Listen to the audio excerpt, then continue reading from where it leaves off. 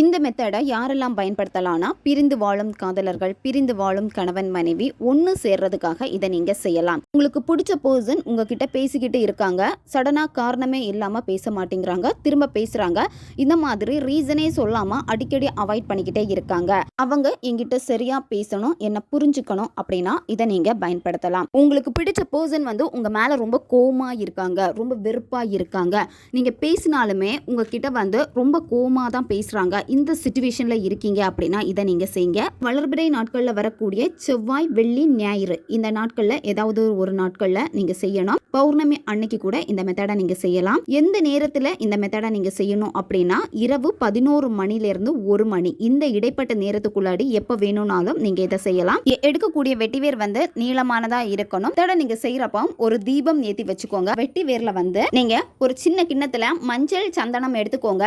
இதை பன்னீர்னால நல்லா மிக்ஸ் பண்ணி நீங்கள் இந்த வெட்டிவேர் மேலே நல்லா பூசணும். வெட்டிவேரில் நீங்கள் முடிச்சு போடணும், 3 முடிச்சு போடணும். நடுப்பகுதியில் தான் நீங்கள் முடிச்சு போடணும். இந்த நபருடைய பேரை சொல்லிக்கிட்டே நீங்கள் இந்த முடிச்சை போடணும். நீங்கள் என்ன பேரில் அவங்கள அதிகமாக கூப்பிடுவீங்களோ அந்த பேரை சொல்லி நீங்கள் இந்த முடிச்சை போடுங்க. இந்த முடிச்சு போட்ட வெட்டிவேரை நீங்கள் ஒரு மஞ்சள் துணியில் வச்சுட்டு நீங்கள் கட்டிடுங்க. தலகாணி கடியில் வச்சுட்டு நீங்கள் தூங்கணும்.